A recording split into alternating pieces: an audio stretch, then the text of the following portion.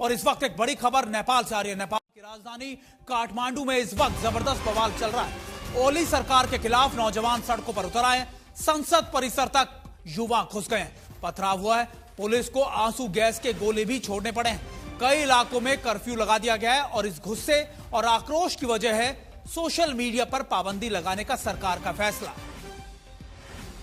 और हम आपको तस्वीरें दिखा रहे हैं, काठमांडू की तस्वीरें हैं। ये पार्लियामेंट के आसपास, संसद भवन के आसपास की तस्वीर है, जहां पर जो प्रदर्शनकारी हैं, जो जेनजी हैं, वो लगातार बैरिकेडिंग तोड़कर संसद भवन के अंदर घुस गए। ये तस्वीरें हम आपको ताजा तस्वीरें नेपाल से दिखा रहे हैं। और इस बड़ी खबर पर हमारी कवरेज जारी है, लेकिन हम आपको बता दें कि एक शख्स की इसमें प्रदर्शनकारी की मौत हो गई है। 80 से ज्यादा इसमें जो लोग हैं वो घायल भी बताया जा रहा है। और भारत नेपाल सीमा पर सुरक्षा इसको लेकर बढ़ा दी भी गई है। हम आपको तस्वीरें दिखा रहे हैं, ये काठमांडू की तस्वीरें जहां पर पुलिस लगातार इन प्रदर्शनकारियों को रोकते हुए, बैरिकेडिंग करके रोकते हुए, लेकिन इसी बीच कहा जा रहा है कि इसमें एक प्रदर्शनकारी की मौत हो गई है। 80 से ज्यादा इसमें लोग घायल भी बताए जा रहे हैं।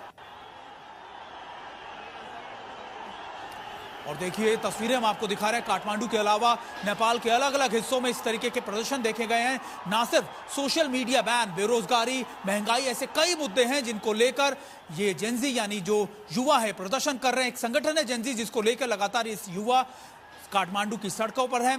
और प्रदर्शन के दौरान ये उग्र तस्वीरें हम आपको दिखा रहे हैं। 3 बड़ी तस्वीरें हम आपको काठमांडू से दिखा रहे हैं। ओली सरकार के खिलाफ प्रदर्शन किया जा रहा है, संसद भवन के अंदर तक घुस गए हैं प्रदर्शनकारी। दूसरी तस्वीर हम आपको दिखा रहे हैं कैसे बड़ी बड़ी इमारतों पर, पुलों पर चढ़े हुए हैं। भारी संख्या में काठमांडू की सड़कों पर प्रदर्शनकारी मौजूद हैं और संसद से, सड़क से संसद तक आक्रोश कैसा दिखाई दे रहा है ये भी हम आपको दिखा रहे हैं। हालांकि पुलिस ने वाटर कैनन की मदद से लगातार प्रदर्शनकारियों को खदेड़ने की कोशिश कर रही है।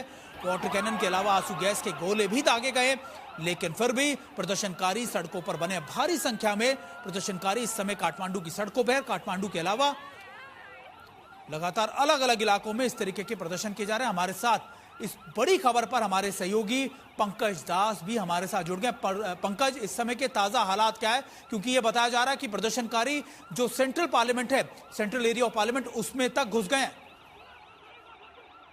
अभी इस समय देखिए, जो पार्लियामेंट बिल्डिंग है उसके आसपास से कर्फ्यू लगा दिया गया है। बावजूद इसके जो प्रदर्शनकारी इसके आसपास वहां पर हैं, वो उनका लगातार प्रदर्शन अभी भी छोटे छोटे समूह बनाकर वो लगातार इस समय भी प्रदर्शन कर रहे हैं।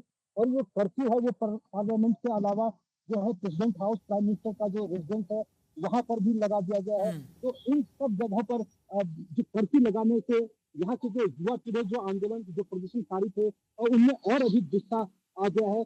खासकर जब से ये खबर फैली है कि एक प्रदर्शनकारी की मौत हो गई है और इसमें 80 से ज्यादा प्रदर्शनकारी घायल हो गए हैं, तो ये खबर जैसे जैसे आगे बढ़ रही है, युवाओं का गुस्सा और ज्यादा जो है वो सड़कों पर दिखाई दे रहा है। पंकज, एक बात बताइए, क्योंकि अभी ये कहा गया कि जेनजी जो ऑर्गेनाइजेशन है, फिर जो संगठन, उसकी तरफ से कहा गया कि कई ऐसे लोग हैं उपद्रवी जो उनके इस प्रोटेस्ट में जुड़ गए हैं, तो कॉल ऑफ करने की बात कही गई थी। लेकिन आप अभी बता रहे हैं कि प्रदर्शन अब भी जारी है, लगातार वो और अग्रेसिव हो गया है।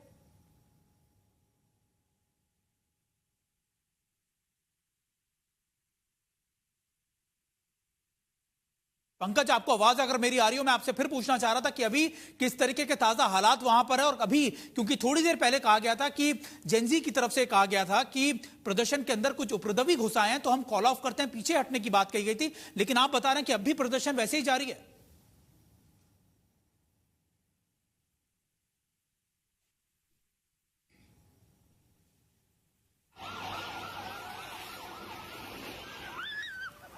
शायद पंकज तक हमारी आवाज नहीं पहुंच पा रही है, लेकिन हम आपको एक बार फिर से तस्वीरें दिखा दें। ये नेपाल के काठमांडू की तस्वीरें हैं और इन तस्वीरों में आप देख सकते हैं कि कैसे भारी संख्या में प्रदर्शनकारी में काठमांडू की सड़कों पर मौजूद हैं। वाटर कैनन की मदद से लगातार इन प्रदर्शनकारियों को खदेड़ने की कोशिश की जा रही है।